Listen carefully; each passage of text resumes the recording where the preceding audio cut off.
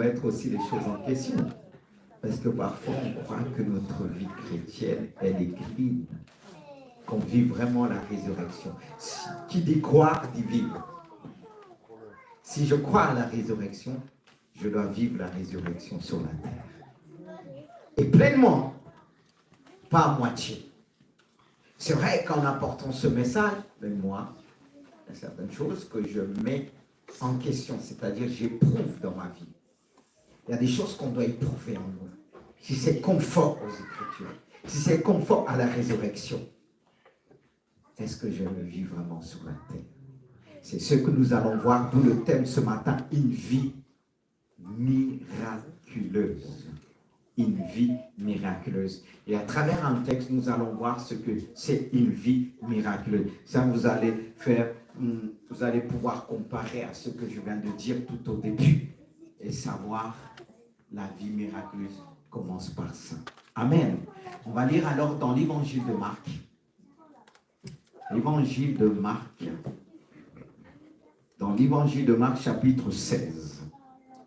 Et à travers cet évangile, nous allons voir à peu près les dernières recommandations de Jésus. Vous savez que ce qui compte dans pendant le départ d'un homme et d'une femme qui a marqué une génération, marqué une famille, ce que les gens font tout pour entendre, ce sont ces dernières paroles. Ça ne veut pas dire les premières ne comptent pas, mais ce sont les dernières paroles qui comptent encore plus. N'est-ce pas qu'il dit, vaut mieux la fin d'une chose de son commencement. Alors si nous avons bien débuté, on doit bien finir.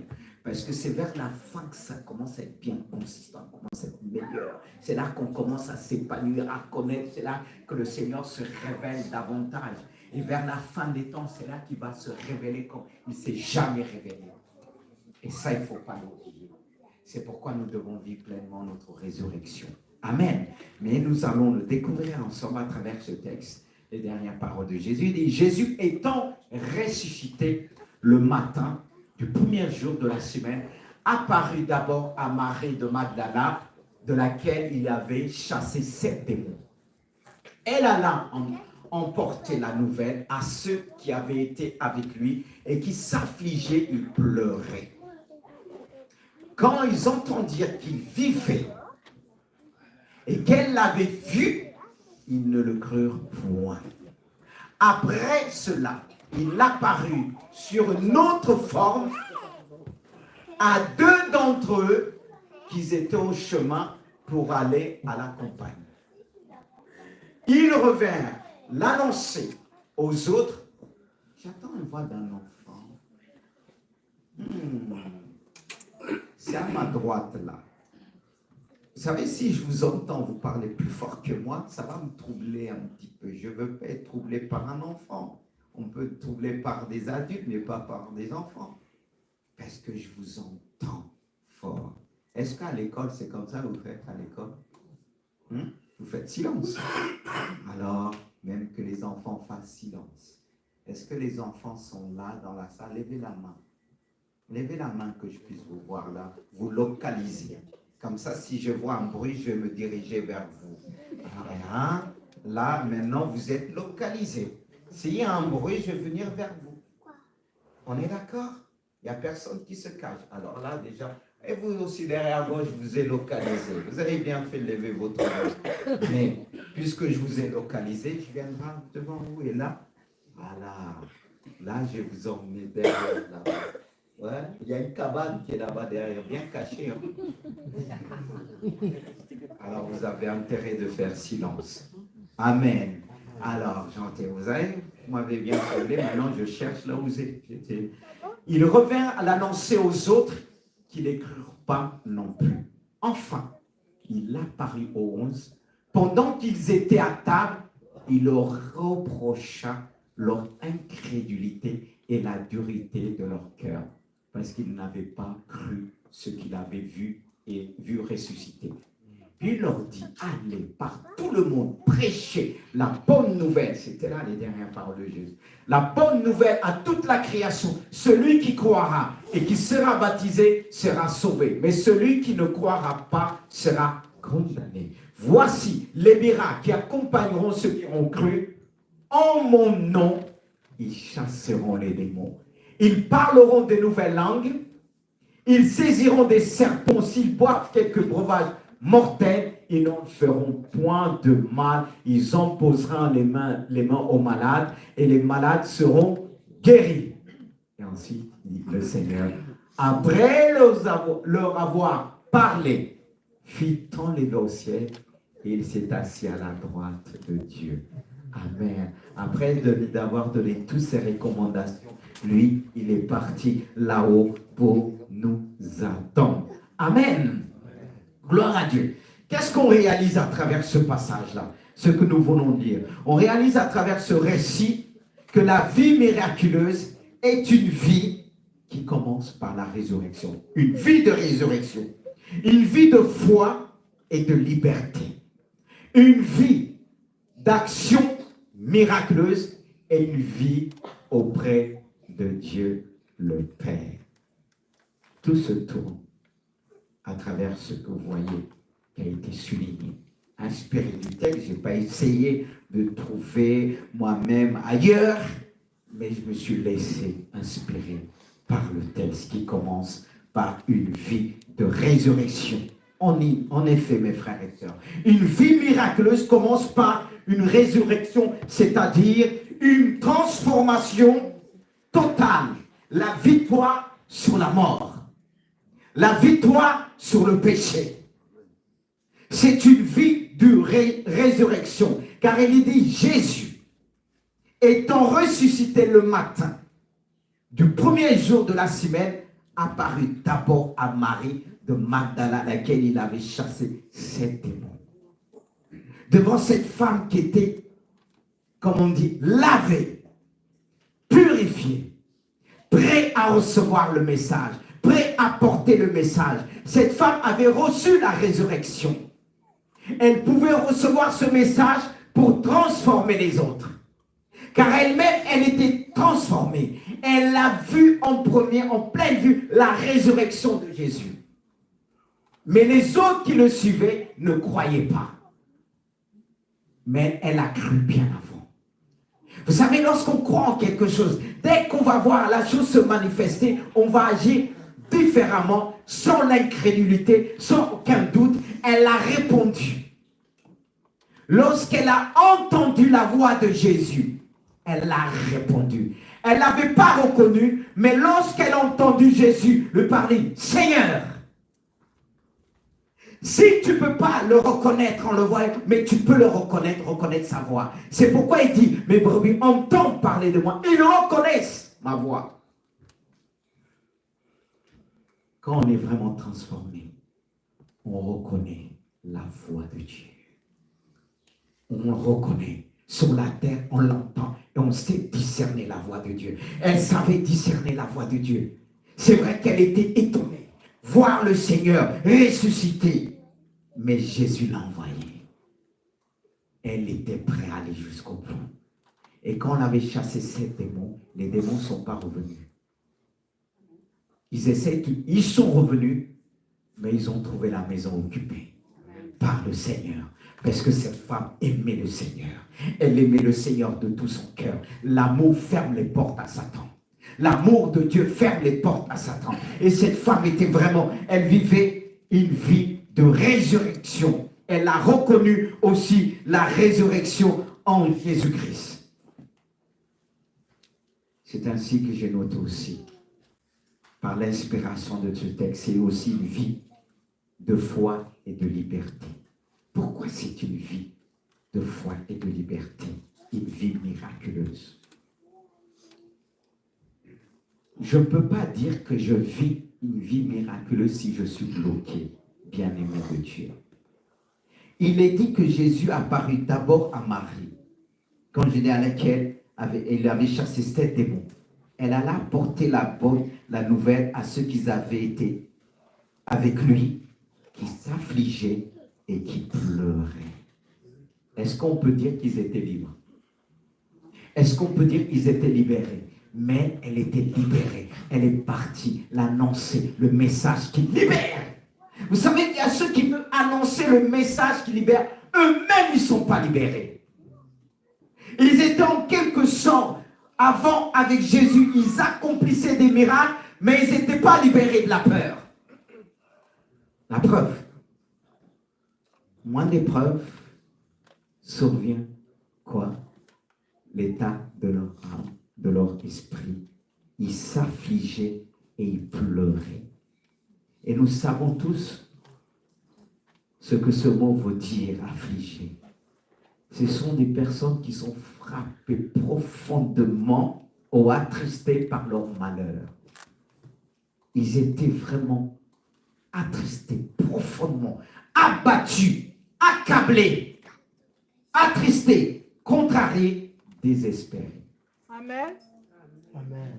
Et au milieu de l'église, on trouve aujourd'hui des personnes qui ne veulent plus la résurrection. Ils sont accablés, attristés.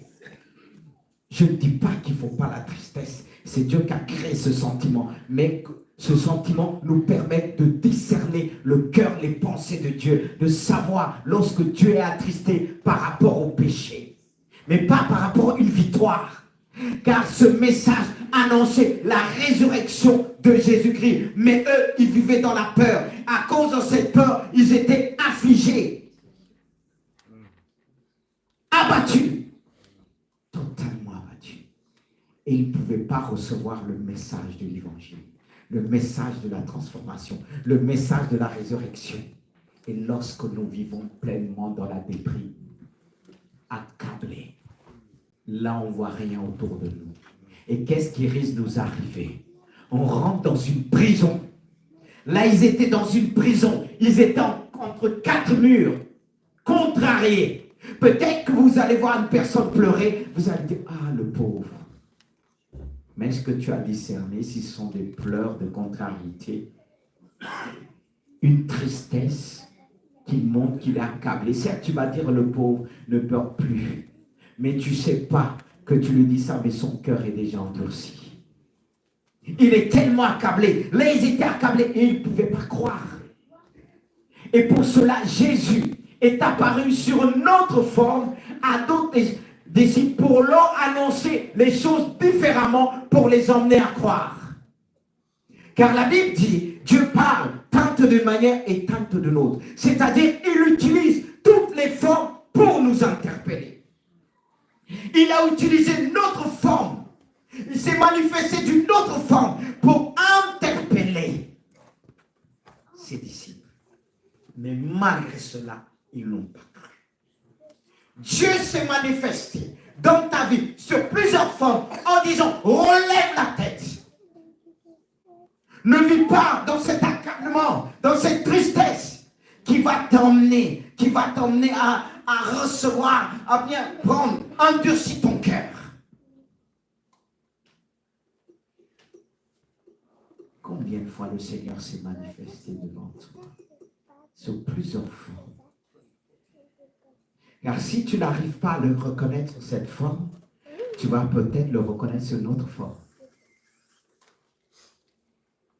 Ce qui explique la bonté de Dieu. Nous, on va dire, il se manifeste pour montrer sa puissance, pour montrer... Non! Qu'est-ce qui fait en sorte que Dieu parle d'une manière, tantôt de manière, tantôt de l'autre, à cause de notre incrédulité, qui veut briser ce matin. Et Dieu s'est manifesté à travers plusieurs formes pour te parler. Il a utilisé même des enfants. Amen. Pour te parler d'une manière simple, que tu puisses saisir. Dieu utilise la foi des enfants. Et une fois, tu vas dire, mais... comment cet enfant peut me dire ça d'une manière qu'il a donné ses mots, qu'il a donné ses paroles? Dieu prend aussi la forme d'un enfant. Et c'est là qu'il faut apprendre à le reconnaître. Car quand on n'arrive pas à le reconnaître vraiment, il va utiliser même les enfants. N'est-ce pas? Il a utilisé même la bouche des enfants. Amen. Et dit, si on n'écoute pas, il utilise même les pierres. Je ne sais pas pour te frapper avec, je ne sais pas. Mais s'il a dit, il l'utilise. Pourquoi faire? Dieu seul le sait. Amen. Mais il utilise tous les formes pour nous parler, comme il a fait à ses disciples qui étaient vraiment accablés, abattus. Parfois, on parle des prisons. Mais quelles sont ces prisons-là? Ça peut être ta tristesse à l'extrême. Tu es accablé. Et quand on te dit, relève la tête, tu dis, mais c'est normal, je suis humain. Amen. Et t'oublies, tu es surnaturel aussi. Oui. Non, tu ne peux pas comprendre, tu ne peux pas comprendre. Est-ce que Dieu, lorsqu'il va venir vers toi, il va dire, pleure encore. Pleure encore plus fort. Comme ça, tu seras exaucé. C'est comme ça que vous entendez, il dit dans la parole de Dieu. C'est vrai qu'il nous fortifie. Il ne va pas dire, pleure encore, pleure encore, pleure encore. Là, ils étaient accablés. On leur a dit, il vit. Pour eux, ils étaient morts. Qu'est-ce qui fait que les gens sont accablés de plus? C'est l'annonce de la mort qui étouffe la vie en Jésus-Christ. Et pourtant, ils ont connu la vie en Jésus-Christ. Lorsqu'on leur a dit, il n'est pas mort, mais il vit. Alors celui qui vit, il est capable de te ressusciter. Celui qui vit, il est capable de t'enlever dans tes prisons. Et tellement tu es dedans, quand on te voit, quand on regarde ta tête, elle ne donne pas envie. Parce que tu es toujours accablé. Amen. Attristé. Et tu vieillis. Parce que ça rend vieux. Hein? La joie de l'éternel nous donne la force à nous rajeunir. Toi qui veux être jeune là, tu n'as qu'à du mal à regarder tes cheveux blancs. Tu verras les choses autrement sur une autre forme. Tu verras à travers tes cheveux blancs la parole de Dieu qui annonce le retour de Jésus-Christ. Alléluia. Tu peux dire Amen? Oui. C'est-à-dire ce que tu avais du mal à regarder, tu vas le regarder autrement avec l'amour de Dieu. Amen. Mais toi qui restes tout le temps, on te voit. Et il y a des gens qui fuient. Toi tu dis personne t'aime. C'est pas personne t'aime. Les gens se disent si je m'approche d'elle, elle va me contaminer ou bien il va me contaminer. C'est vrai. Si tu fréquentes toujours personne, ça va pas, accablé entre sa maison, elle ne sort pas. C'était ça, il dit, il est mort, c'est fini, il est mort. On vient leur dire, il vit, non, il est mort, vous êtes folle. Il est vraiment mort. On l'a tué à la croix. Mais Dieu l'a ressuscité. Amen. Il a ressuscité d'entre les morts. Et aujourd'hui, tu peux dire, je suis mort, mes problèmes m'ont tué, ma famille m'a tué, mes amis m'ont tué. Et tu restes entre quatre murs, tu ne sors plus. C'est dur la vie. Et le monde d'aujourd'hui, il y en a qui sont enfermés. Ils ont un peu le courage d'aller au travail. Il y en a qui ne vont plus au travail. C'est la déprime totale. On leur met un peu à l'hôpital, on les sort parce qu'il n'y a plus de place à l'hôpital. Si vous comptez sur l'hôpital, les places là, il faut se battre. Il y a plus de gens malades dehors qu'à l'intérieur de l'hôpital. Amen. Et toi, tu comptes sur l'hôpital, mais ils vont se tromper de médicaments, ils vont te donner un médicament qui va encore plus t'attrister. Bon, plus te rendre folle même. Fou. Il faut faire attention. L'ennemi permet qu'il se trompe. Il y en a qui comptent sur ça.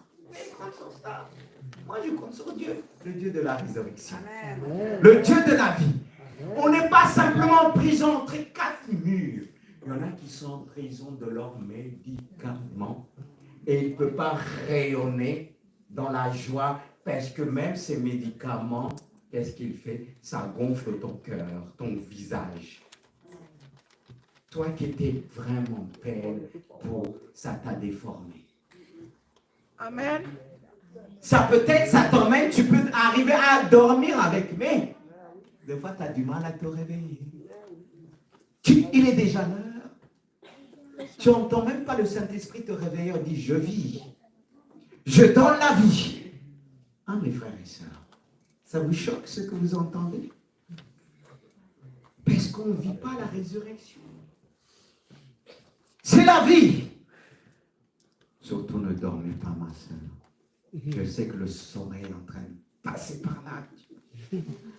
Ah, n'est pas dormir. Il dit non, au nom de Jésus, il faut chasser le sommeil. Je vous regarde en même temps. Si je vois que les yeux partent comme ça, permettez-moi de vous réveiller. Ça fait mal. Je sais que vous aimez Dieu, mais je prêche, vous dormez, je vais vous réveiller. Après, je recommence.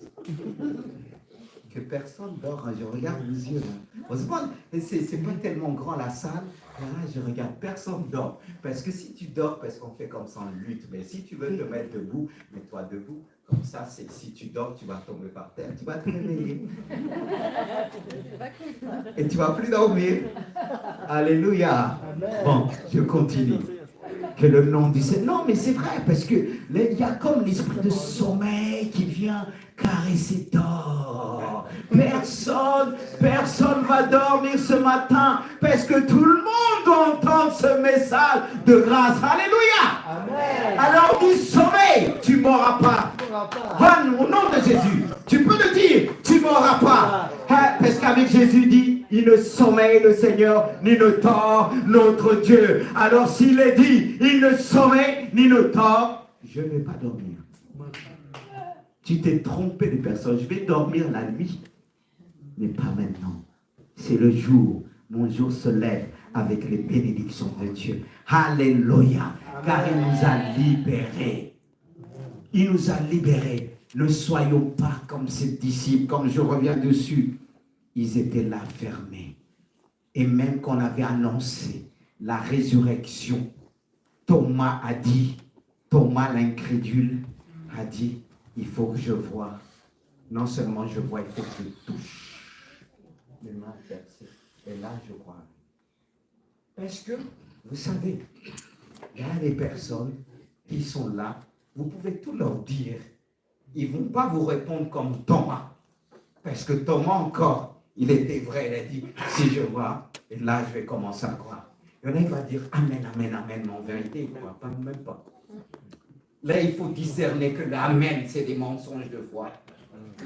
Tu vois, il te dit là avec toi, ils ne sont pas avec toi. Je ne dis pas que toute l'église est comme ça, que Dieu épargne l'église de Gisors. Alléluia. Amen. Je sais que la parole de Dieu pénètre et que le nom du Seigneur soit béni. Amen. Que cette parole puisse pénétrer. Ils ont entendu Marie qui est venue avec audace. Il vit, il est ressuscité. Et toi, tu es folle. Il est mort. Amen. Il vit, il est mort. Il vit. Notre Dieu vit. Il vit ici. Maintenant, il agit. Il montre qu'il est le Dieu de la résurrection. À lui seul soit toute la gloire. Et il est dit après cela, oui, enfin, il apparut aux 11, comme ce que je viens de dire.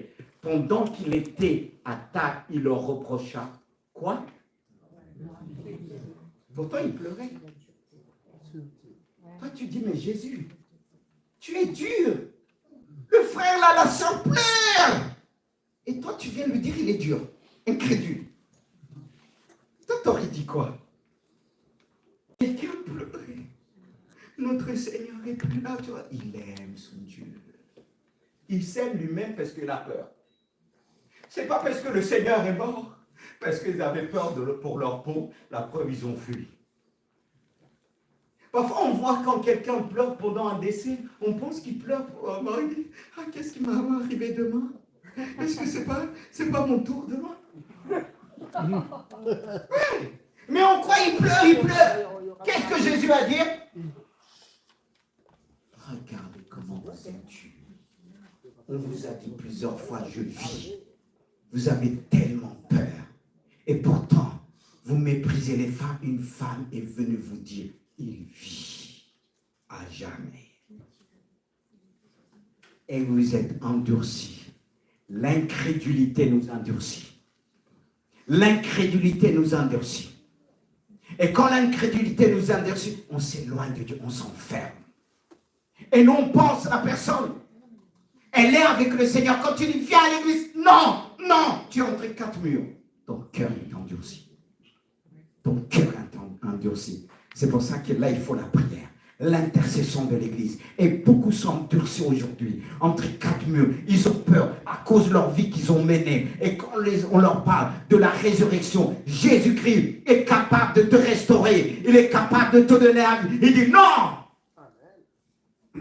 Ils ne vont pas dire qu'il est mort, mais comme s'il disait qu'il est mort. Quand tu dis c'est impossible, ce que tu es en train de dire qu'il est mort. Remarquez une chose. Quand quelqu'un dans ses problèmes, qu'il n'arrive pas à relativiser, qu'il commence à s'endurcir, c'est-à-dire qu'il ne croit plus que Dieu est capable de toucher autour de lui. Enfant, mari, femme, et on peut s'endurcir facilement. On peut s'endurcir facilement. Vous entendez? Et quand on s'endurcit, tu vas dire, mais Jésus, il m'a fait ça. Il dit, mais elle est où la vie de la résurrection? Je suis capable de transformer. La vie de la résurrection, c'est une vie de transformation. Et les gens commencent à s'endurcir de plus en plus. Même dans l'église, on s'endurcit. On ne veut plus sortir chez nous. On raisonne, je suis bien chez moi. On a dit, oui, il y a ceci, il y a cela. Parce que, est-ce que le fait qu'il y a un tel problème, ce problème te fait peur?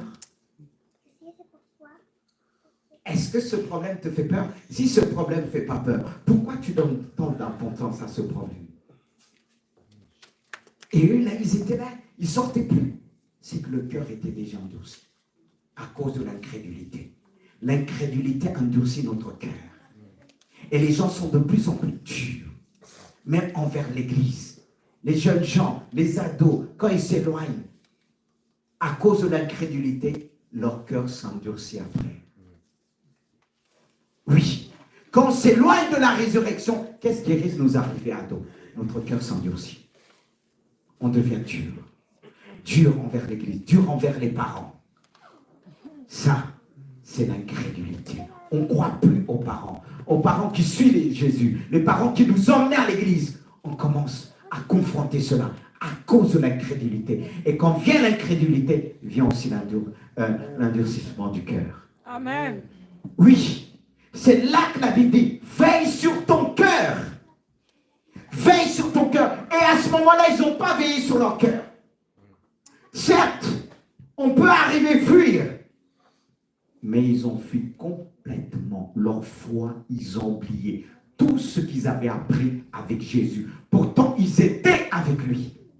Ils étaient avec lui. Regardez la peur, là où la peur les a emmenés. Regardez la peur, là où elle peut nous emmener. Parfois, non retour. S'il n'y avait pas une femme qui croyait, la résurrection, elle les a secoués. Et Pierre et Jean étaient obligés de sortir parmi les autres pour aller constater. Il y avait le doute. Il a secoué le doute et l'incrédulité à cause de ce message de cette femme. Je l'ai vu, il vit. Mais parce qu'ils n'avaient pas vu et ils étaient aussi conditionnés certainement par le message de la femme. Ah oui, c'est pour ça qu'il fait ce qu'il veut. Il fait ce qu'il veut. Ce n'est pas une raison. Je sais très bien qu'une femme va prendre le dessus sur les autres. Mais il fait ce qu'il veut. Et comme il savait que aussi la femme là, ils ne vont pas trop l'écouter, il a envoyé aussi des hommes. Est-ce que le message de la femme ne suffisait pas? Oui. À cause de l'incrédulité des hommes. Il va leur reprocher, c'est qu'ils n'étaient pas libres. À ce moment, ils n'avaient pas de foi. C'est pourquoi je marquais, c'est une vie de foi et de liberté. Une vie de croyance. On doit croire, n'est-ce pas qu'on nous appelle des croyants? Mais là, ils n'étaient plus croyants. Vous savez, croyants que nous sommes, la peur peut nous emmener à ne plus croire. C'est ça le travail de la peur. Et le Seigneur te dit, pourquoi tu as peur dans ce domaine? Ça peut arriver à quiconque, à tous. Mais il faut secouer la peur à un moment donné. Parce que la chair, malheureusement, a vite à reculer à cause des dangers de la vie. Mais Jésus, comme il est dit, enfin apparu aux 11 pour leur dire, comme il est dit, parce qu'il n'avait pas cru à ceux qui l'avaient vu ressusciter. C'est pas parce que tu n'as pas vu que ça n'existe pas. C'est pas parce que tu n'as pas vu tel et tel miracle que ça n'existe pas dans l'Église. C'est ceux qui confondent les théologiens. C'est vrai qu'ils agissent beaucoup par rapport à ceux qu'ils ont entendu, l'enseignement qu'ils ont entendu. Mais il y a peu qui agissent par rapport à ceux qu'ils ont vus, selon l'expérience, vus spirituellement. Et c'est ceux qui changent les choses. Il dit, pourquoi vous n'avez pas cru à ce que cette femme a vu la résurrection? Amen. Et là, Amen. il va après susciter la foi, les ramener dans la foi. Les ramener pour leur montrer, je suis la résurrection. Je suis le chemin et la vérité, la vie. Nul vient au Père que par moi. Comme cet homme l'avait dit, montre-nous le Père. Ça fait longtemps que je suis avec vous. Moi, et tu me dis, montre-moi le Père. Je suis le chemin. Je suis la vie. Et il va se manifester pleinement. Et là, Thomas, l'incrédule, il va le dire, Thomas, mets tes mains, tes doigts sur la... Quoi? Quand il a dit, parce que Thomas avait dit, si je ne touche pas, je ne croirai pas. Parce qu'il y en a, ils ont besoin pas simplement de voir. Ils voient, mais touchent.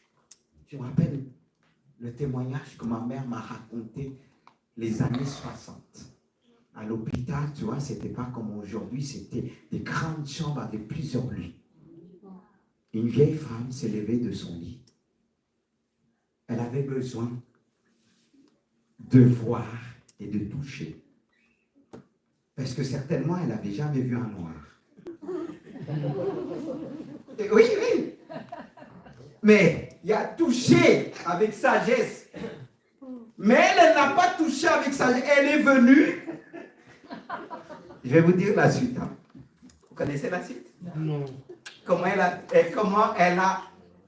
elle a vu et comment elle a touché? Non. Elle n'aime pas bien regarder, elle a reçu une claque, elle a volé. Vous voyez? Ça, c'est vraiment l'incrédulité 100% assurée.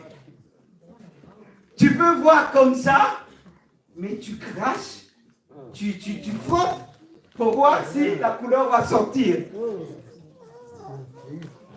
Des fois, il y a ceux qui sont comme ça, ils voient, mais ils ont vu, mais il faut qu'ils touchent. Mais elle aurait pu faire comme ça, mais carrément cracher. Mais ma mère là, c'était une petite sauvage là. Je la comprends. Il y a pire que Thomas. Il y a pire que Thomas. C'est vrai, quand vous regardez des réactions, comme moi, une que j'ai connue, je ne sais pas si j'étais dans un village vite fait en France, je voyais, je m'approchais, une petite jeune fuyait. Et moi, quand je voulais provoquer, je m'approchais encore, elle se déplaçait. Je m'approchais, elle se déplaçait. Et je me plaisais à faire ça. J'ai dit, elle a peur d'un petit noir. Non, mais on est un... C'est la diversité de Dieu. C'est les formes que Dieu utilise, les couleurs pour toucher. Mais il y en a qui ont peur. C'est la peur qui emmène quoi? Tout ce qu'on appelle le racisme. C'est la peur de fond dire, il y a ça, le blanc, le noir. Mais ça te dérange encore?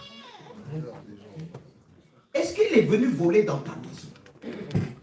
Est-ce qu'il est venu prendre ta femme? Est-ce qu'il est venu prendre ton enfant? Vis et laisse-les avoir cela dans leur cœur. Tout ça, c'est la peur. Tout ça, c'est la peur. Ce n'est pas la vie de la résurrection.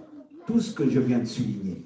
Parce qu'on est un en Jésus. On est un en Jésus. Mais quand vous entendez la discrimination, ceci, tel un... Hey! Dieu là aussi nous demande de veiller sur notre cœur. Amen. Parce que si on regarde le passé, on ne va pas bien vivre. On va dire les Noirs sont comme ça, les Blancs sont comme ça, les Asiatiques. Mais quand vous voyez comment le monde est fait, comment la méchanceté, parce que les cœurs sont endurcis à cause de l'incrédulité. Parce que l'incrédulité te dit, tu es supérieur à l'autre. Pourquoi tu as besoin d'être supérieur? C'est la peur. C'est pour te rassurer, c'est la peur. Mais quelqu'un libéré, il ne vit pas entre quatre murs.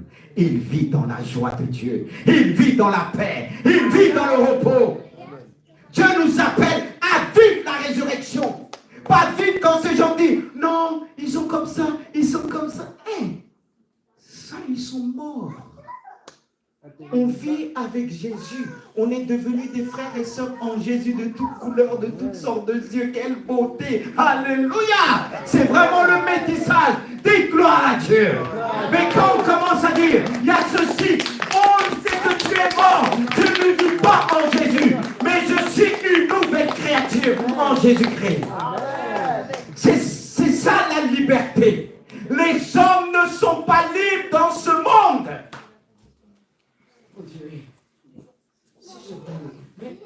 Mais qu'est-ce qui fait en sorte qu'on ferme les frontières en plus? Un jour, un frère m'a dit, oui, c'était les gens de l'Est qui venaient. Oui, il a commencé, j'ai dit, je ne veux pas rentrer dans ça. Parce que t'es chrétien, il y a des chrétiens que je vais visiter, il dit, mais qu'est-ce qu'ils font ici? Il y en a un qui m'a dit, qu'est-ce qu'ils font les Africains? J'ai dit, si je te parle de la politique, mon père a fait la politique, je ne suis pas venu pour ça. Mais pourquoi avoir ce langage? Moi, quand on me dit, là où tu es, c'est chez nous, pourquoi?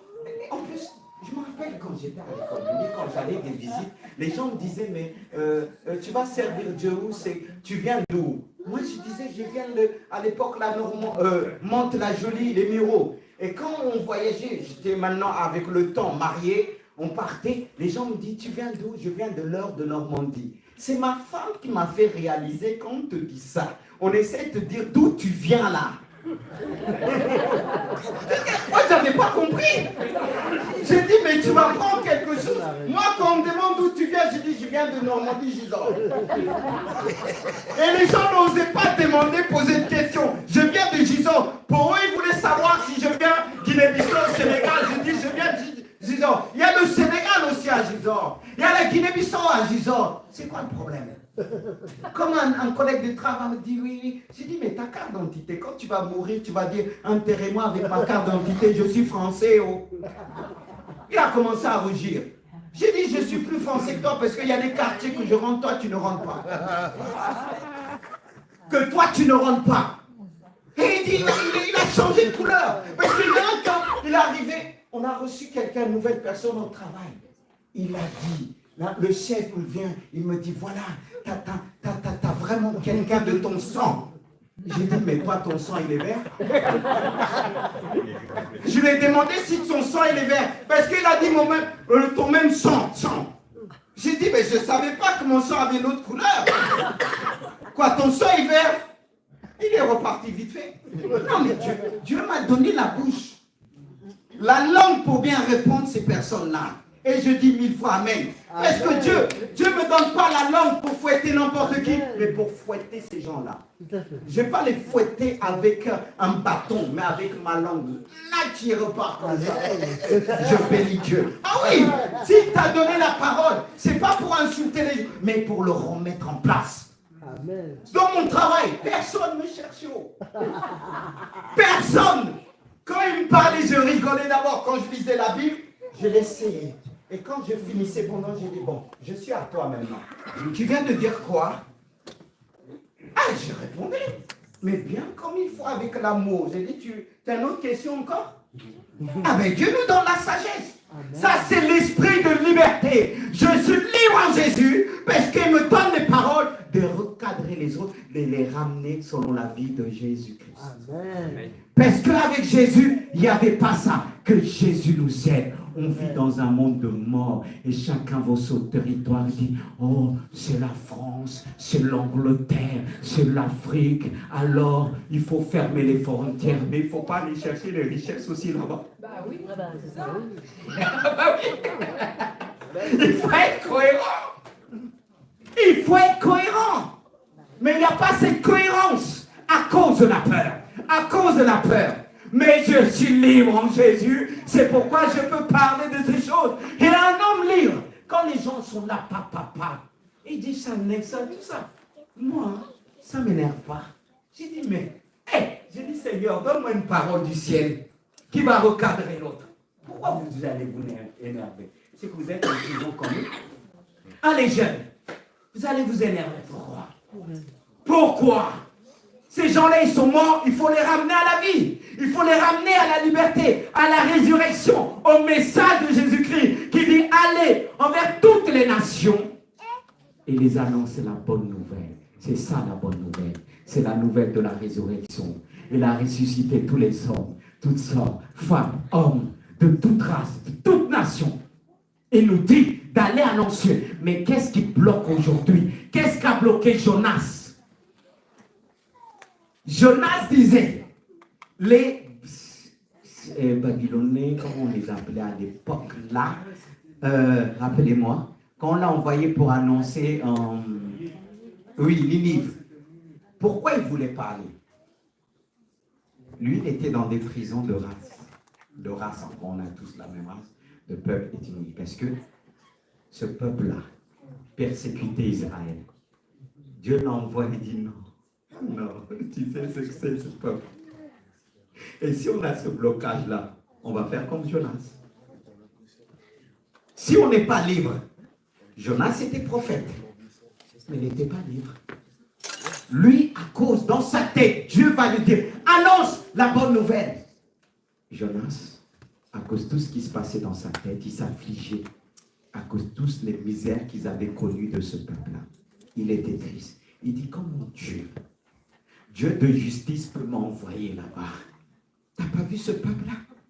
Et là, parfois on est là. Comment Dieu peut m'envoyer dans cette nation, dans ce pays, ils ont fait ceci, mais Dieu va le dire, va. Et Jonas annonce la bonne nouvelle, mais il est en colère. Et il repart. Il montre Dieu sa colère. Et bien avant ça, Jonas qui ne voulait pas aller, qu'est-ce qui lui est arrivé? Le vent sur la mer. Et Jonas, avec le message, tu viens et tu dors en dessous de la barque et on le réveille. Et il savait que c'était lui qui a causé les fleuves. Il dit, jetez-moi. Il a la foi. Hein? C'est pas ça qui le manquait. Mais c'est l'obéissance. On peut croire, mais ne pas vouloir obéir. Et lui, à cause de la dureté de son cœur, il n'a pas obéi. Mais ça l'a coûté quoi? La mort.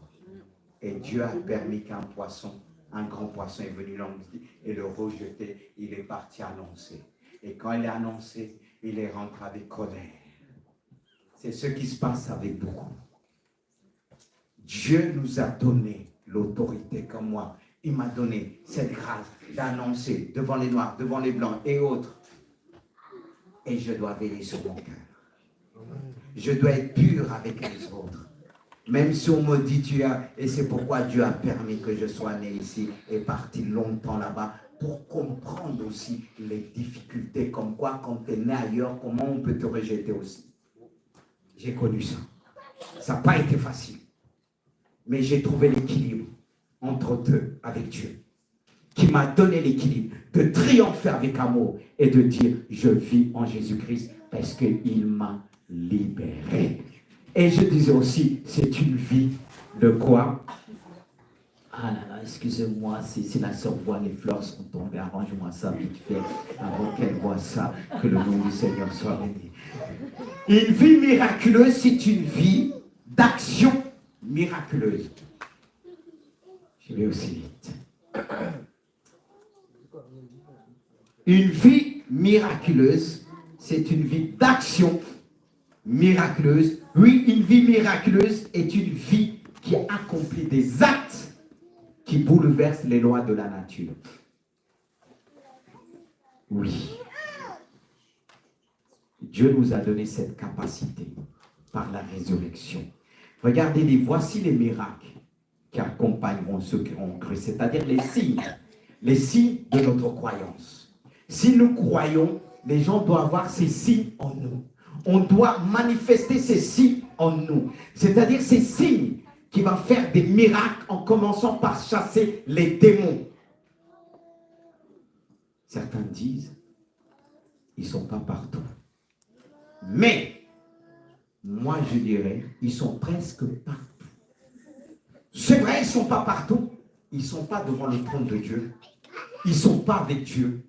Mais sur la terre, il y a des dominations, des autorités, des principautés sataniques qui influencent les hommes, qui dominent sur des territoires. Qu'est-ce qu'il nous dit de les chasser? Parce que si on ne les chasse pas, ça ne veut pas dire qu'ils vont nous chasser, ils vont cohabiter avec nous. Parce que le démon ne vient pas pour te chasser, il vient habiter en toi. Est-ce que vous suivez? Et il vient habiter, c'est-à-dire, Marie de Magdala, elle était possédée de 7 démons. Ils ne l'ont pas chassé, mais ils habitent en elle. Ah oui. Mais nous, pour les empêcher d'habiter en nous, on doit les chasser loin de nous. Parce que si on ne les chasse pas, si on veut cohabiter avec eux, comme le peuple d'Israël, quand Dieu leur avait dit, quand vous allez rentrer dans tel endroit, faites ceci, faites cela, ils n'ont pas fait. Et ça finit par les rattraper plus tard. Parce que le diable, il a tout son temps. Il prend tout son temps. S'il t'a, il va vouloir pénétrer jusque le lieu saint, c'est-à-dire ton esprit. Et pour le chasser, peut-être vous allez me dire, il n'habite pas en moi. Écoutez bien. Il n'habite pas en toi, mais il te tient la main comme ça. Comme un couple. Ah, comme un couple, quand vous marchez. Et c'est lui-même qui te tire. Tu vois, tu veux aller, il te tire. Qu'est-ce que Jésus a dit à Pierre? Hors de moi, Satan. Ça ne veut pas dire Pierre était possédé. Mais il n'était pas loin. Les pensées qui venaient de Pierre n'étaient pas les pensées de Dieu. Et des fois, il peut nous inspirer des pensées. Il peut parler, il est tout près de toi. Il dit, va à droite, va à gauche. Et là, c'est presque pareil comme s'il était en toi. Est-ce que vous me suivez? Parce qu'il y a des paroles qui te disent, t'es nul. C'est les paroles de Dieu. C'est les paroles de qui? C'est Satan. Et pourtant, tu écoutes. Alors, tu écoutes qui? Tu écoutes Dieu là. N'est-ce pas? Il faut chasser cette parole. Cette parole te dit, tu es rien, tu es moche, tu es la plus moche de ton lycée. Ça, c'est Dieu qui te dit ça? Est-ce que c'est Dieu qui te dit ça? Et pourquoi tu acceptes ça? Tu as accepté une parole de Satan. Qui fait, regarde, tu ne sais rien faire. Tout sort d'affliction. Tu ne sais rien faire. Tu ne feras rien de ta vie. C'est Dieu ça? Et mais pourquoi tu écoutes? Pourquoi tu écoutes? C'est pourquoi tu dois connaître ta destinée dans la parole de Dieu. Quand il te parle, tu dis, menteur, je suis un enfant de Dieu, je suis une princesse, je suis un prince. Mais quand tu écoutes ça, n'est-ce pas qu'il faut commencer à chasser autour de toi? N'est-ce pas, il faut commencer à balayer autour de ta maison. Quand tu viens, tu te fais, chaque fois ça ne va pas. Pourquoi ça ne va pas? Dis-moi pourquoi ça ne va pas. Parce que tu écoutes des paroles. Amen. Et ces paroles t'accablent. Tu es affligé par ces paroles. Et tu dis non, j'en peux plus. On m'a enlevé ça. Tu ne sais pas, lorsqu'on t'enlève quelque chose, Dieu peut fermer une porte pour ouvrir une plus grande porte. Amen. Et si tu crois à cette parole, quand il te dit tout va mal, quand tu dis à Satan, mon Dieu m'a dit, toutes choses concourent au bien de ceux qui sont appelés selon lui, selon son dessein. L'importance de connaître la parole de son créateur pour fermer la bouche de Satan. Parce qu'il va te mentir. C'est le plus grand menteur. Amen. Séducteur. Ça, il ne faut pas l'oublier. Quand il dit dans ce passage, même tu vas secouer le serpent. C'est ce qu'a fait l'apôtre Paul. Quand le serpent l'a piqué, il a secoué le serpent. Aucun venin ne pourra te faire de mal. Parce que ces serpents voient leur venin dans ta vie, dans ton esprit, dans ton âme, pour te paralyser, pour te ralentir, pour te détruire, pour te tuer. Mais tu dois le secouer. Voici l'autorité que Dieu nous a donnée. C'est le signe qu'il nous a donné. Ça commence en nous. Car plusieurs disent ceci. Ouais, comment je vais le chasser? Chasse-le dans ton esprit. Chasse-le dans tes pensées. Parce que jusque-là, tu te vois comme inférieur. Quand on te parle, tu trembles. Tu veux te cacher. Mais pourquoi? Pourquoi? Est-ce que c'est Dieu? N'est-ce pas les pensées de Satan? N'est-ce pas les pensées de l'ennemi pour nous dépouiller, pour te dire tu n'es rien, tu es nul? Et beaucoup finissent par croire. Mais dis ce matin, je ne croirai plus. Parce que je suis un homme de foi. Je suis une femme de foi. Je suis une femme de foi. Une femme libérée. Et je vis la résurrection. J'ai été transformé. Il faut refuser. C'est ce qui va nous donner de l'audace, de l'autorité. C'est vrai qu'il y a des paroles qui peuvent nous enseigner, des paroles qui voici ce que je veux repasser dans mon cœur, dans mon esprit, dans mon âme, ce qui me donnera de l'espérance, ce que les bontés de l'Éternel, vous connaissez la suite, ne sont pas ici. Et ces compassions ne sont pas à leur terme. Montre à l'ennemi. Les compassions de Dieu sont là. Les bontés de Dieu sont là. Comme on te dit dans ton école, vu à tes résultats, tu n'arriveras pas. Mais Dieu a permis cela, que tu puisses relever la tête, que tu puisses dire, voici ce que le monde a dit de moi, voici ce qu'ils ont dit de moi, mais dis Seigneur, dis-moi ce que tu dis de moi. Amen. Oui, aujourd'hui, dans l'église, beaucoup sont acclamés, par terre. Dans ma vie, ce qui m'a relevé, le fait que j'ai connu l'Afrique, connu des choses. Parfois, il y a des choses que je n'ai pas dit, mes enfants, mais je disais toujours, Dieu est grand. Dieu est grand. À travers cela, il va m'apprendre. Parfois, j'étais affligé, mais le nom de Dieu était dans mon cœur. Celui qui est puissant, celui qui transforme, celui qui a été ressuscité, vit éternellement en nous. Amen. Alors, mon frère, tu auras l'autorité de saisir des serpents, de les balancer. Ces serpents mortels qui sont là pour te tuer. Mais dis aussi une chose. Voici l'un des signes. Il dit, on parlera des nouvelles langues. On vous a déjà enseigné sur le parler en langue? On vous a déjà enseigné sur le parler en langue chrétien que vous êtes? Qu'est-ce que le parler en langue peut nous apporter? Allez, Rosemary, qu'est-ce que le parler en langue peut nous apporter?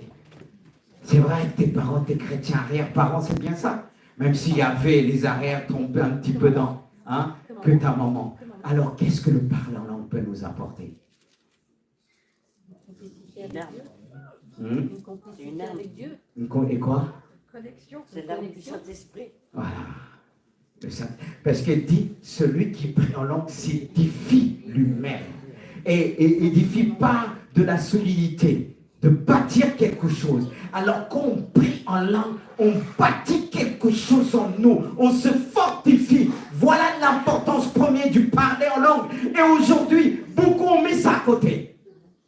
Ils pensent qu'il faut venir parler en langue à l'église, crier pour montrer je parle en langue. Mais je dois commencer à m'édifier à la maison. Est-ce que tous parlent en langue ici? Je ne dirais pas baptisé du Saint-Esprit, parce qu'il y en a qui l'ont, mais il n'y a pas encore pleinement cette vie. L'épanouissement, le débordement de l'esprit qui agit par le parler en langue. Tout le monde parle en langue ici? Il y a quoi? Il n'y a que demain, vous n'osez pas lever la main. Qu'est-ce qui se passe? Qu'est-ce qui passe? Vous avez peur. Pourquoi cette peur? De montrer ce que nous sommes, le langage que nous avons, le parler en langue. La Bible dit, celui qui parle en langue s'édifie et parle aussi à Dieu. Savez-vous, dans le parler en langue, plusieurs parlent en langue, c'est des langues connues que nous, que tu n'as pas appris. Car quand dans Acte 2, nous montre quand les apôtres parlaient en langue, qu'ils étaient parlés en langue, et ceux qui étaient venus pour préparer ou bien fêter la Pâque en Israël, s'ils venaient de la France, l'Arabie, et chacun entendait que ceux qui étaient parlés en langue parlaient leur propre langue maternelle. Oh, langue du pays d'où ils venaient. C'était des Juifs, mais ils étaient éparpillés partout. Et ils entendaient qu'ils racontaient des merveilles de Dieu. Mais est-ce que le parler en langue s'arrête à ça?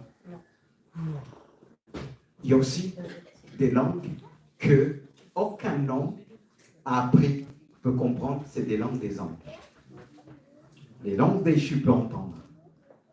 Et Dieu peut permettre qu'on parle ces langues et les anges qui sont là, qu'on ne voit pas, vont obéir. Est-ce que vous suivez? Ça, on rentre dans une autre dimension. Mais il n'y a pas que ça. Il y a un parler en langue que ni les anges peuvent entendre, seul Dieu entend. Est-ce que vous entendez, vous suivez? Parce qu'il y a tellement de choses dans la Bible. On pleure, on est là, tu m'as abandonné. Mais tu dis, regarde ce que je vous ai donné. Regardez ce que je vous ai donné. C'est pourquoi il est important de parler en langue. Mais aujourd'hui, beaucoup causent toujours, tu m'intéresses. Ils ne cherchent pas le parler en langue. Vous savez, peut-être quelqu'un peut se dire, ici on vivait les choses. Sur le parler en langue, pourquoi je dis ça?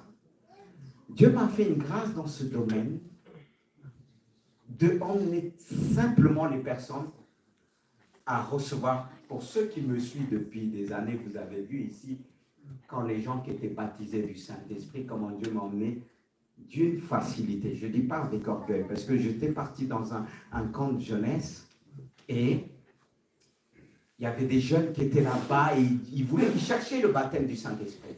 Et on avait fait tant d'activités. J'ai dit à Dieu, baptise-les très vite parce qu'il y a d'autres activités le lendemain.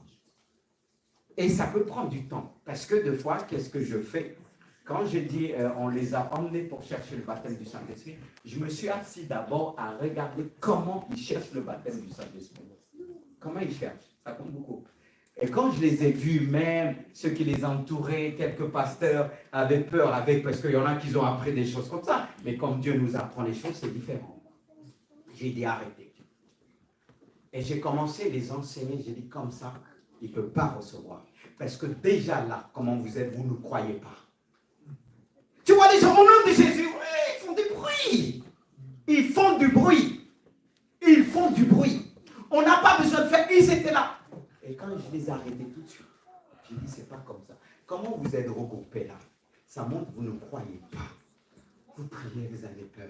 Et on m'avait présenté une fille qu'on a essayé de tourner dans tous les sens sans recevoir le baptême. J'ai dit, aujourd'hui, tu vas recevoir le baptême du Saint-Esprit. Et là, on peut dire, pour qui il se prend? Parce que selon le don que j'ai reçu, mais je ne le donne pas comme ça. Pourquoi je ne le donne pas comme ça? Parce que les gens peu sonoriers ne vont pas comprendre le sens du baptême du Saint-Esprit. Et c'est pourquoi j'ai arrêté certaines choses ici. Il y en a qui peuvent dire, il n'y a plus de miracles, le pasteur fait plus ceci. Mais Dieu me parle. Il y en a qui disent, c'est plus le même homme qu'on voyait des miracles, des guérisons. C'est le même homme. Mais je suis à l'écoute de Dieu. Parce que c'est Dieu qui donne. C'est Dieu qui m'ordonne. C'est Dieu, cela vient de Dieu. Et quand ils étaient là regroupés, je les ai arrêtés. J'ai dit, maintenant, vous allez vous rapprocher de certains, vous allez prier avec conviction. Certains vont recevoir de cette manière. Et il y a une qui était tellement là et pleurait. J'ai dit, une jeune femme, une jeune sœur, prends-les dans tes bras, elle va recevoir. C'est comme ça au fur et à mesure. Les 7 qui n'étaient pas baptisés, ils ont tous reçu le baptême du Saint. Et la dernière qui disait, elle ne va pas recevoir. Je l'ai écoute, je lui ai donné conseil. Arrête de pleurer. Parce qu'elle pleurait. Oui, c'est ça. Oui, j'ai tout essayé. On m'a dit ceci. Je lui ai dit, arrête de pleurer. C'est pas en pleurant que tu vas recevoir, mais avec la joie de Dieu. Et je lui ai dit, suis-moi maintenant. Et quelques minutes, le baptême, le Saint-Esprit descendait et parlait en langue. Et la plupart ici, comme une fois à l'époque, il y a une personne que j'avais avec moi. Une est arrivée, c'était 2. C'était pendant le jeûne de prière. Chercher aussi le baptême du Saint-Esprit. Je laissais un peu le jeune l'emmener à le baptême. Ils ont lutté. J'ai dit, bon, maintenant, viens, écoute, donnez des conseils. Ensuite, j'ai dit, paf, le baptême est descendu. Parce que l'on croit. Non. C'est le signe du Saint-Esprit, de croire. Ce qui compte en premier, c'est de croire, pas faire du bruit. C'est ça qui compte. Quand je vais prier pour quelqu'un, je ne vais pas dire, s'il ne reçoit pas, c'est la honte. Qu'est-ce que les gens vont penser? Est-ce que je suis un véritable pasteur? C'est pas comme ça. Je ne pense même pas à ça. Je dis, si ça n'a pas marché, il y a quelque chose, Seigneur, révèle-moi. Ça ne se trouve pas dans le niveau de Dieu. Parce qu'il a dit, vous en poserez aux malades, ils seront guéris. Est-ce qu'il a dit, ils seront guéris demain? Après-demain? Alors pourquoi douter de cette parole? Je prêche, non! Si ça n'a pas marché, j'ai pas peur que ça ne marche pas, peu importe que les gens peuvent penser, vont dire, ouais, et le pasteur en train de fatiguer. Non, j'ai dépassé ça, ce que les gens vont penser. C'est ça que Dieu regarde en premier. Qu'est-ce qu'on va penser? Et quand j'emmenais dans le baptême du Saint-Esprit, même ici, il y a une qui disait, j'avais pas appris de cette manière. Mais Dieu se manifeste sur notre forme aujourd'hui. Dieu se manifeste sur notre forme. Toi, tu as pris sur notre forme, il te donne une autre forme pour pouvoir te permettre de le recevoir. C'est pourquoi il dit, ils saisiront les serpents, ils vont avoir quelques breuvages mortels, ils ne feront point du mal, ils en poseront main aux malades. Dieu nous a donné ce pouvoir. Mais la première chose, il ne faut pas s'orgueillir, mais il ne faut pas aller si ça marche pas. Il faut que j'aie plus de puissance, plus du temps dans la prière, comme ça va marcher. Non, il faut plus de foi, moins d'incrédulité. Combattre l'incrédulité, parce que l'incrédulité va endurcir ton cœur, endurcir tes pensées. Tu vas prier pour quelqu'un, et si la personne ne reçoit pas la guérison, tu risques de vouloir frapper la personne. Parce qu'on a vu dans d'autres vidéos des personnes qu'ils ont giflé les personnes en disant chasser les démons comme ça. Quoi. Voilà. Comme si le démon va avoir mal, tu gifles la personne, tu pries, tout ça. Moi, il y a des moments, je m'arrête, je dis la personne, mais qu'est-ce qui se passe? Et là, j'interroge Dieu, je dis, attends, il y a quelque chose que tu n'as pas dit. Comme une année, il y a une personne, on prie pour elle, pour son enfant, et la personne avait fait toucher tout ce qui est homosexualité, elle avait fait ça, elle ne voulait pas dire. Et quand Dieu m'a révélé, j'ai écrit. Pourquoi j'ai dit ça, tu ne l'as pas confessé? Elle dit, ok. Heureusement, on a le discernement. Dieu nous donne des paroles de connaissance. Parce que les gens cachent. Comment tu veux être guéri? Tu vas voir le médecin et tu dis, tu as mal là. Et tu dis, tu as mal là. Hé! Il risque de mettre une piqûre là et tu ne vas pas pouvoir t'asseoir. Or, c'est ici que tu as mal. Il va t'injecter et tu vas rentrer dans la maison, j'ai mal là. Qu'est-ce qui se passe dans la maison de Dieu? Parfois, on a mal, on dit on a mal autrement. Hey, pardon. C'est pas comme ça. On cache. Mais est-ce qu'on peut cacher Dieu? Parfois, Dieu va dire, dis à son serviteur, il va prier pour toi et tu seras libéré. Mais on veut toujours, il dit, si c'est un homme de Dieu, il va voir.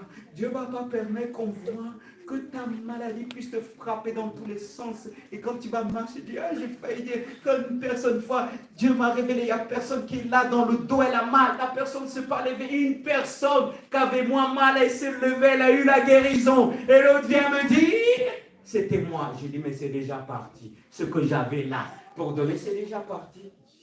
Comme Jacob, Saül a dit à son père, t'as pas une autre bénédiction? Est-ce qu'on est là? Est-ce que c'est la vie de la résurrection qu'on mène en nous là? Est-ce qu'on peut dire on est ressuscité? Hein? On est ressuscité, je ne sais pas, mais après on a enlevé les clous de la croix. Et pourtant, tu étais bien crucifié, ressuscité. Mais tu as dit tout ça, tu as balayé tout ça. Et aujourd'hui, tu parles de la résurrection. Que Dieu puisse nous faire grâce. Mais la vie de la résurrection ne s'arrête pas là. Dernier point. Une vie, c'est une vie auprès de Dieu. Il est dit quand Jésus était enlevé. Le Seigneur, après leur avoir parlé, fut enlevé au ciel. Il s'assied à la droite de Dieu. Une vie de résurrection veut dire qu'on est ici-bas, mais en même temps assis dans les lieux célestes avec Dieu. Et quand on est assis avec Dieu, on a une vie de repos, une vie paisible. Mais pourquoi on n'a plus cette vie de repos? Est-ce qu'on est assis à la droite de Sa Majesté? Là, si je suis ressuscité, je suis aussi en haut avec lui. Et si je suis en haut avec lui, il y a une partie de moi que le diable ne peut pas toucher. C'est le côté de l'esprit. Il va essayer de toucher l'âme. Mais si l'esprit prend la force sur l'âme, sur le corps, il finira par s'éloigner. Il y a une partie de nous qui est assise dans les lieux célestes. Est-ce que tu le réalises? Et cette partie-là peut influencer toute ton existence sur la terre. Bien-aimé de Dieu. La parole de Dieu, quand on l'apprend, ça nous arrive tous. Moi, quand il m'arrive des choses, Dieu me dit, crois.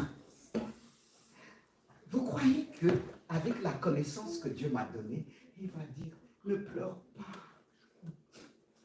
Il va me dire, tu connais ma parole. Comme il a dit Jérémie.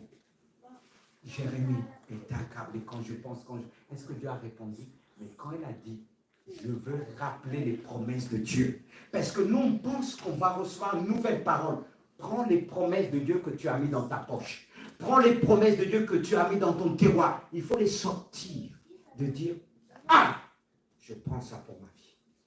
Parce qu'il y en a quand ils sont affligés, accablés, ils pensent qu'ils vont entendre une voix du ciel. Lève-toi mon enfant, je t'aime, ne crains pas. Ouvre la parole de Dieu et tu verras de quoi elle mentionne. Ne crains pas mes enfants. Et tu prends ce passage pour toi et tu verras si tu ne vas pas te relever. Quand on est malade, on va prendre un médicament pour certains. Mais prends le médicament qu'on appelle la parole de Dieu. Prends cette parole, tu dis, j'en vais, je mange tout ça, et tu prends une grosse bouteille d'eau, tu vas, ça ne va pas sortir. Et là, ça va te tenir. C'est ce qu'il faut. Mais pourquoi on pense que le pleurer, rester affligé, c'est le médicament. Et après, on commence à être dur, c'est la faute de l'autre. C'est juste comme ça, c'est sa faute. Complotiste. Non, pas cet esprit-là. Au nom de Jésus, au nom de Jésus. Et j'ai fini. Et j'ai fini. Mais lui n'a pas fini. J'ai fini. J'étais libéré pour entrer dans cette libération du Saint-Esprit. Est-ce qu'on peut se mettre debout?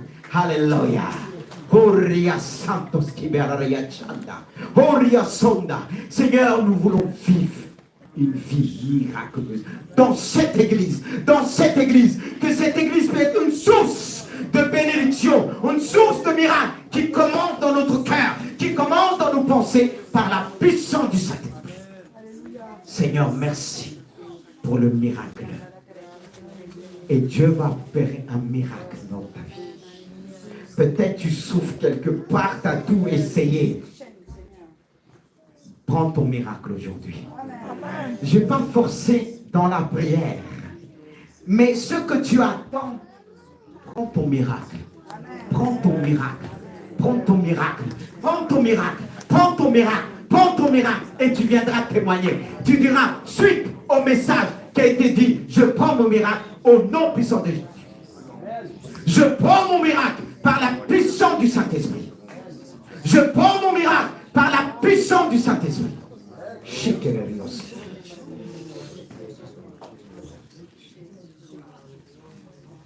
Prends ce miracle. Prends ton miracle. Prends ton miracle. Prends ton miracle. Prends ton miracle. Prends ta résurrection. Et vis éternellement. Vis éternellement. Vis éternellement. Vis éternellement. Vis éternellement. Vis éternellement par la puissance du Saint-Esprit. Oui, Dieu va faire, il fait déjà. Je veux qu'un jour tu puisses venir témoigner. Note l'heure et le jour que tu as entendu ce message. Parce que ce Dieu qui m'a dit, c'est le retour des miracles. C'est le retour des miracles. C'est le retour des miracles dans ce lieu. Dans ce lieu. Mais ils vont opérer différemment qu'avant. Différemment qu'avant. Sur une autre forme, par la puissance du Saint-Esprit. Agis maintenant. Il te libère totalement. Il te libère de ta colère. Il te libère de ta peur. Il te libère de ta peur. Il te libère. Il libère l'église source de Siloé. Toi qui es inquiet pour tes enfants, il te libère. Il te libère de cette peur. Il te libère de cette peur. Relève la tête par le nom puissant de Jésus.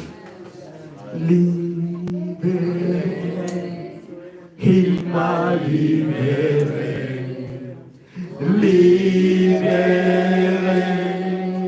oui j'ai la victoire, libéré du péché de son pouvoir, gloire à Dieu, Jésus m'a vraiment libéré, libéré.